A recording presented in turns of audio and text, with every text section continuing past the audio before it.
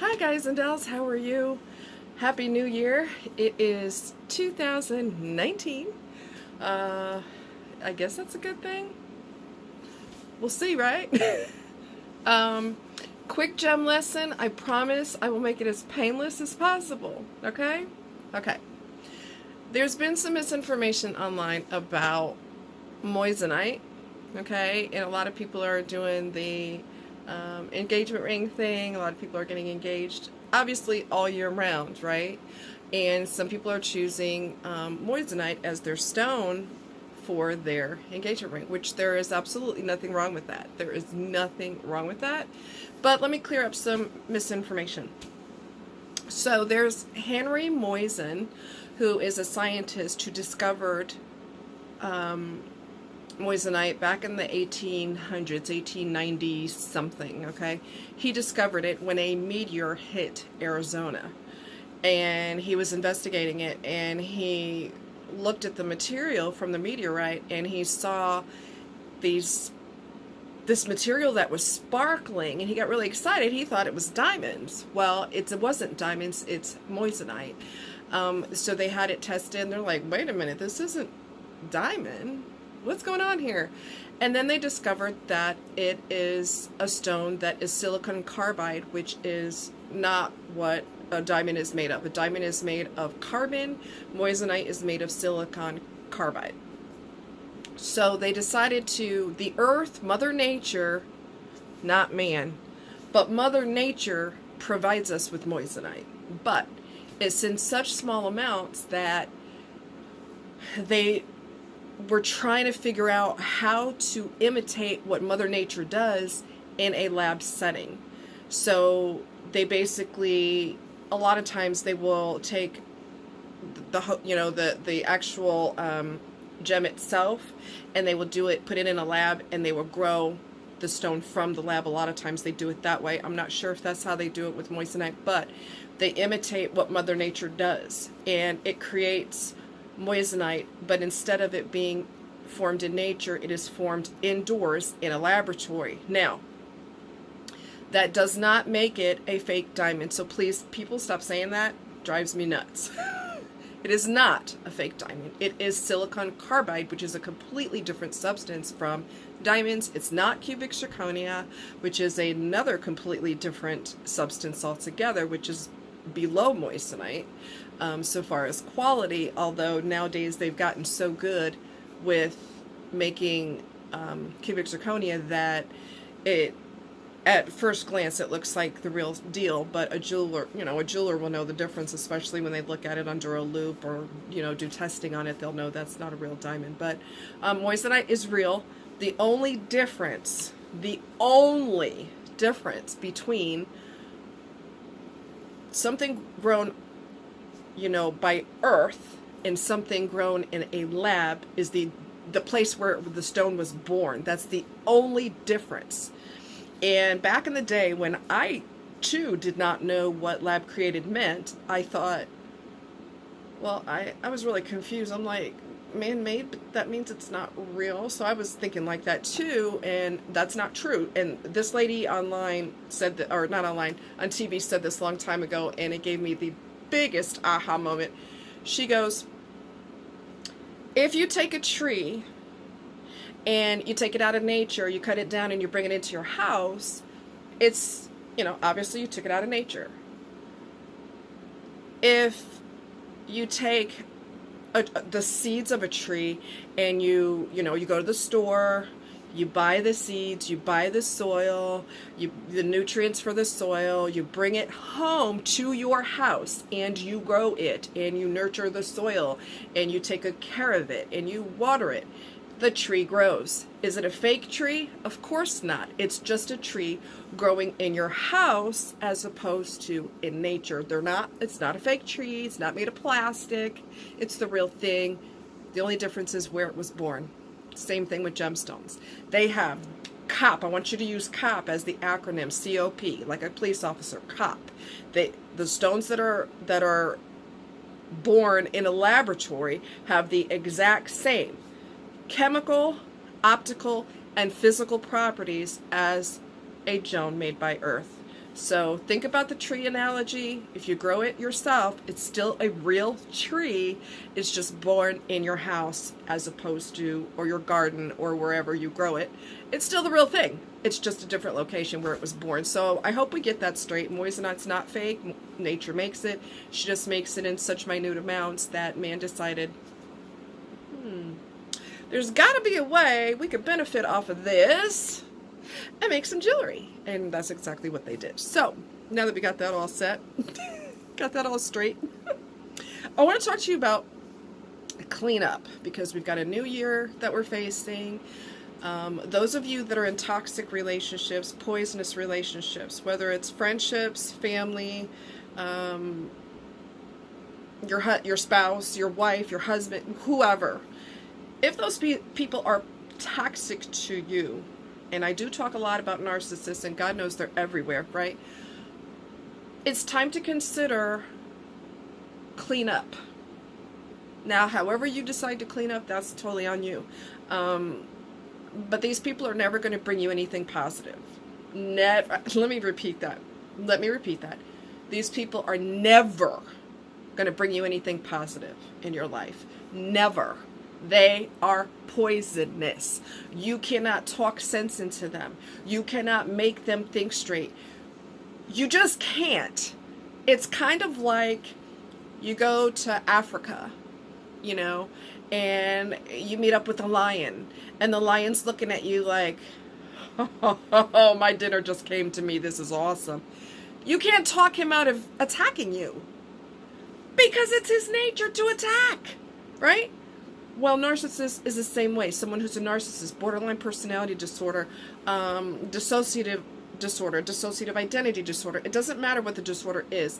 That is who they are. That is what they are. They're not going to change. You cannot tell the lion. I think we need to talk about this, because I have a family back home and I don't want to die. So why don't we talk about this in a rational way? Lion's like, I don't know why my dinner's talking to me, but it's about to be eaten. And that's the same thing with people who are predators and people who have personality disorders. They are never going to change. So it's up to you how you decide to take in the new year. Do you decide to continue put up with it? Do you decide that if we're married, you stay upstairs and I'll stay downstairs, and we talk once in a blue moon when bills got to be paid or something like that?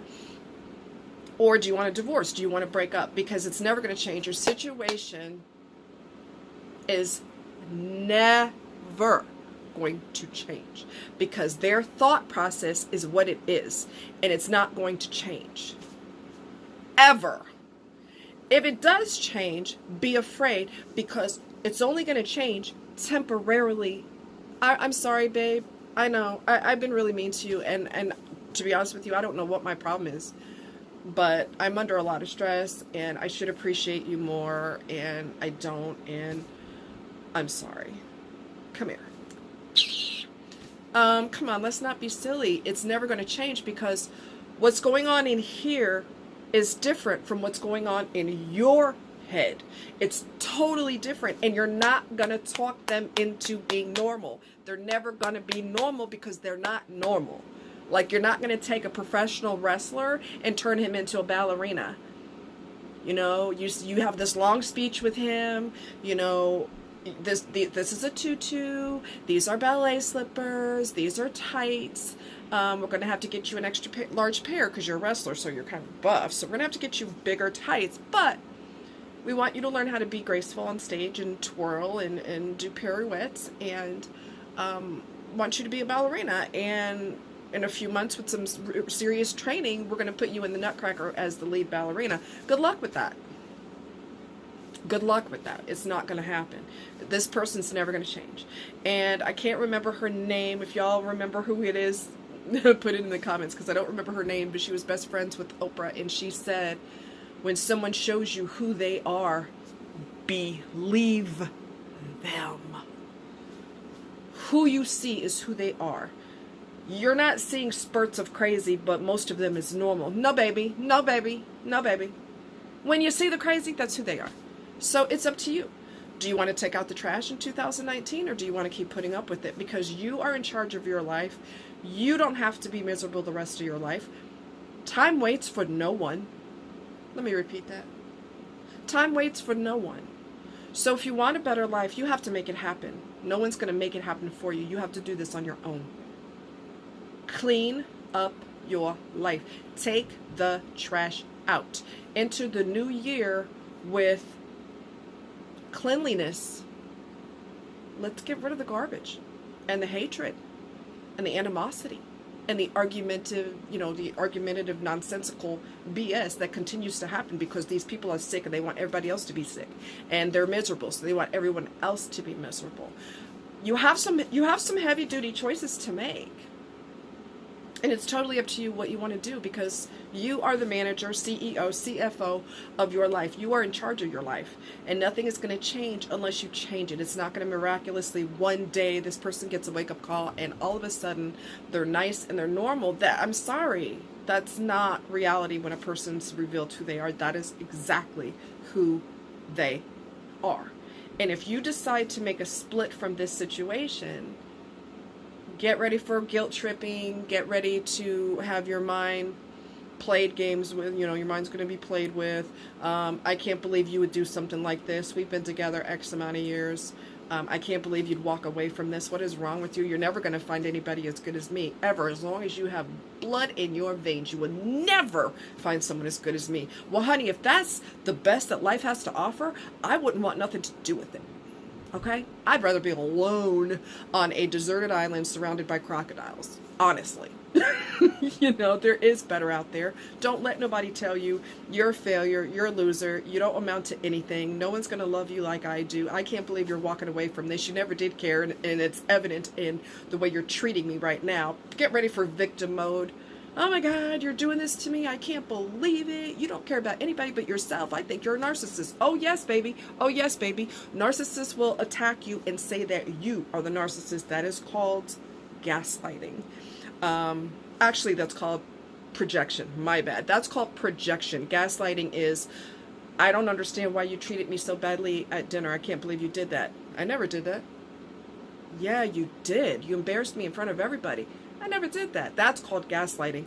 But the projection is, this person's a narcissist and they're telling that you're a narcissist and that you're selfish and you don't care about anybody but yourself, and I can't believe you're doing this to me. Blah, blah, blah, blah, blah, blah, blah. What do I always tell y'all? In one ear and out the other, because you don't want to get high blood pressure, kidney failure, liver failure. You don't want two, not one, but two surgeries like what I had, because I'm here to tell you, anybody who's had surgery knows, surgery is not enjoyable. Yes, you feel like after surgery, that problem that you went to surgery for hopefully is gone, if your surgeon knows what he or she is doing. That problem's gone, but then you have new problems, because now you have to go to rehab, or you have to take medication, or you have to do whatever you have to do. So it's not going to be an easy situation, but stress will cause you to end up in a hospital. It did it to me. I'm talking from experience. And I do have some things that I need to clean up from 2018. I do not have the ability to clean them up now, but I cannot wait until it is cleaned up and it's done and it's a wrap, because nobody deserves to be treated like crap. I don't care. I don't care. Those of us that we have empathy and we have compassion, which we seem to be fewer and far in between in today's world, but there's so many predators that take so much advantage of that, and they think you're a stupid sucker. I'm gonna keep it real with y'all. They think you're a stupid sucker. They see that you're nice and you go above and beyond, and they're like, what an idiot. Oh my God, I'm gonna take so much advantage of this person. You're so stupid. Do they tell you that initially? Of course not. Of course not.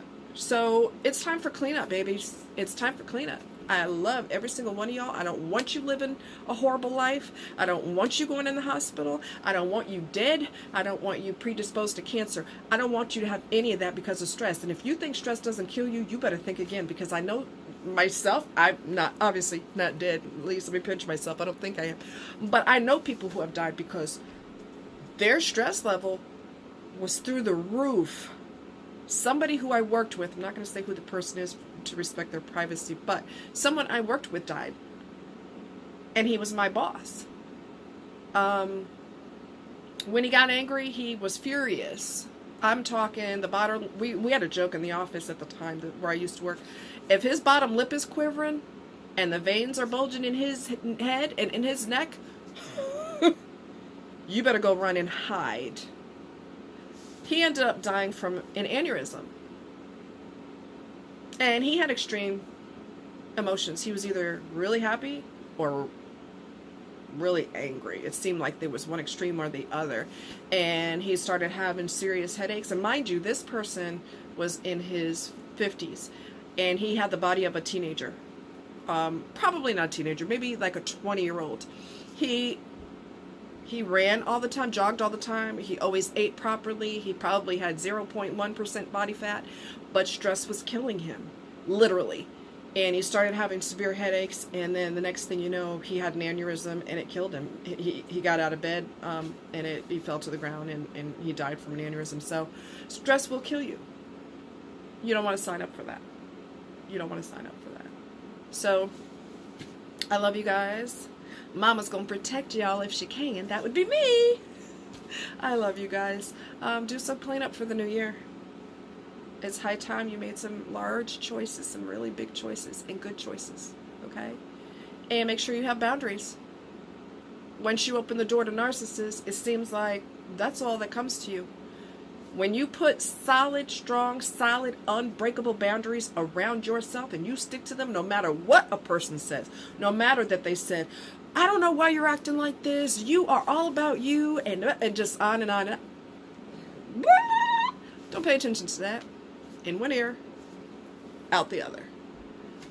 It's your responsibility to take care of who regardless, because guess what?